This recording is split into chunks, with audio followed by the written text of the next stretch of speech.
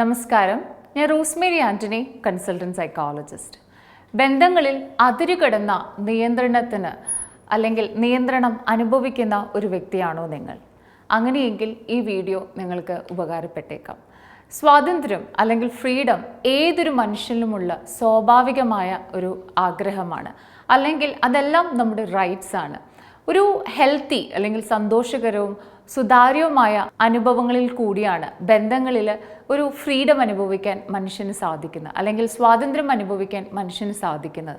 എന്നാൽ പലപ്പോഴും നമ്മുടെ ബന്ധങ്ങളിൽ നാം ചെലുത്തുന്ന അല്ലെങ്കിൽ ഒരു കൺട്രോൾ ചെയ്യുന്ന നിയന്ത്രണങ്ങൾ നമ്മുടെ പങ്കാളിക്ക് ഒരു ഭാരമായി തീരുന്നുണ്ടോ എന്ന് പരിശോധിക്കേണ്ടത് നമ്മുടെ ഓരോരുത്തരുടെയും ഉത്തരവാദിത്തമാണ്.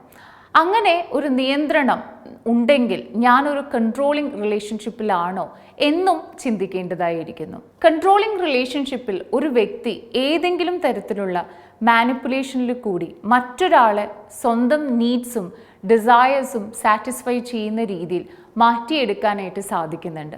നമ്മളായിരിക്കുന്ന ബന്ധങ്ങളിൽ നമ്മൾ സ്വയം മനസ്സിലാക്കണം, നമ്മൾ മാനിപ്പുലേറ്റ് ചെയ്യപ്പെടുന്നുണ്ടോ, വേറൊരു വ്യക്തിയെ സാറ്റിസ്ഫൈ ചെയ്യാൻ വേണ്ടി മാത്രം നമ്മുടെ ജീവിതം മാറുന്നുണ്ടോ എന്ന് നമ്മൾ ശ്രദ്ധിക്കേണ്ടിയിരിക്കുന്നു.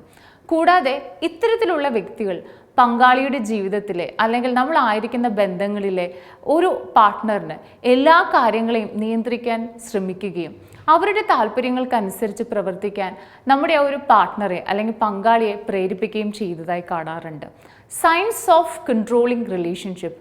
നിങ്ങളൊരു കൺട്രോളിംഗ് റിലേഷൻഷിപ്പിലാണോ എന്ന് തിരിച്ചറിയാനായിട്ട് സാധിക്കുന്ന ചില കാരണങ്ങൾ പറയാം. ദേ ഐസൊലേറ്റ് യു ഫ്രം അതേഴ്സ്. കുടുംബാംഗങ്ങളുമായോ സുഹൃത്തുക്കളുമായോ സമയം ചെലവഴിക്കുന്നത് ഒരു കൺട്രോളിംഗ് പാർട്ട്ണർ പതിവായി നിരുത്സാഹപ്പെടുത്തും. അല്ലെങ്കിൽ അവർ പറയും, അവർ മോശക്കാരാണ്, അല്ലെങ്കിൽ നീ അധികം സംസാരിക്കണ്ട, അവരുമായി ഒത്തുപോകുന്നത് എനിക്കിഷ്ടമല്ല, ഇതെല്ലാം ഒരു സ്നേഹത്തിൻ്റെ ഭാഷയാണ് എന്ന് നമ്മളെ തെറ്റിദ്ധരിപ്പിക്കുകയും ചെയ്യും. അപ്പോൾ ദേ ഐസൊലേറ്റ് യു ഫ്രം അതേഴ്സ്. ശരിക്കും ബന്ധങ്ങളിൽ മറ്റൊരാളോട് സംസാരിക്കാനും കൂടെ എൻജോയ് ചെയ്യാനും സന്തോഷിക്കുവാനുമായിട്ടുള്ളൊരു ഫ്രീഡം നമുക്കുണ്ടാവണം. ചില വ്യക്തികൾ പ്രിയപ്പെട്ടവരുമായി നമ്മൾ ബന്ധം പുനഃസ്ഥാപിക്കുന്നതിൻ്റെ പേരിലും അല്ലെങ്കിൽ ബന്ധപ്പെടുന്നതിൻ്റെ പേരിൽ ടീസിങ് അല്ലെങ്കിൽ ഒരു കളിയാക്കലിന് ഇരയാക്കപ്പെടുന്നതായി കാണാറുണ്ട്. ഇതെല്ലാം ഒരു കൺട്രോൾഡ് ആയിട്ടുള്ള ഒരു റിലേഷൻഷിപ്പിലുള്ള കാരണങ്ങളാണ് എന്ന് തിരിച്ചറിയേണ്ടിയിരിക്കുന്നു. 2, ദേ കോൺസ്റ്റന്റ്ലി ക്രിട്ടിസൈസ് യു. പതിവായി വിമർശനങ്ങൾ സഹിക്കേണ്ടി വരാറുണ്ട്. ചെയ്യുന്ന ഏത് കാര്യത്തിലും നിസ്സാരമായ വീഴ്ചകൾ കണ്ടെത്തുകയും അതിനെക്കുറിച്ച് നമ്മളെ കോൺഷ്യസ് ആക്കുകയും ചെയ്യുന്നു.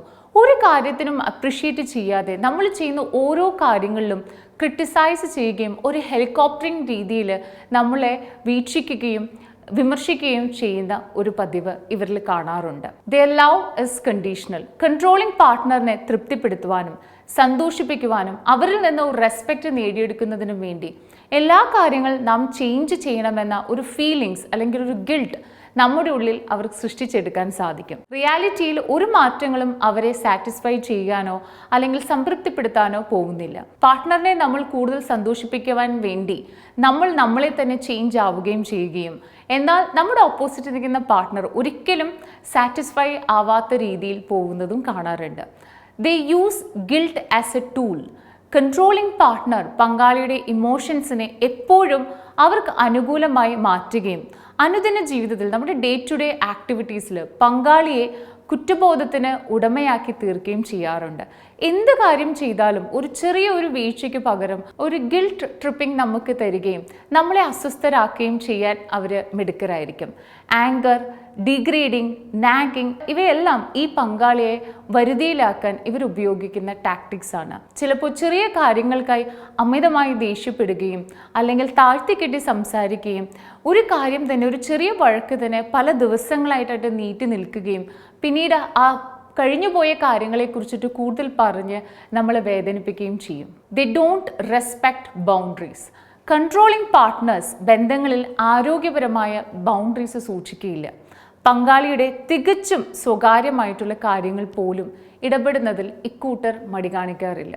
മൊബൈൽ ഫോണുകളും കമ്പ്യൂട്ടറുകളും ഒക്കെ രഹസ്യമായി പരിശോധിക്കുന്നതും അല്ലെങ്കിൽ പാസ്വേഡ് ചോദിക്കുന്നതും നമ്മളില്ലാത്തൊരു സമയത്ത് അല്ലെങ്കിൽ നമ്മുടെ മുമ്പിൽ വെച്ച് തന്നെ നമ്മുടെ മെസ്സേജസും കാര്യങ്ങൾ വായിച്ച് നമ്മളെ കുറ്റപ്പെടുത്തുകയും ചെയ്യുകയും ചെയ്യാറുണ്ട്.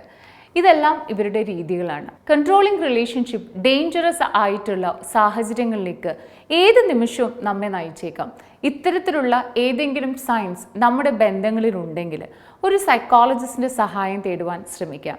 അത് മാത്രമല്ല, ബന്ധങ്ങൾ നമ്മൾക്ക് ഒരു സെൽഫ് എംപവർമെൻറ്റ് തരുന്ന ഒന്നായിരിക്കണം.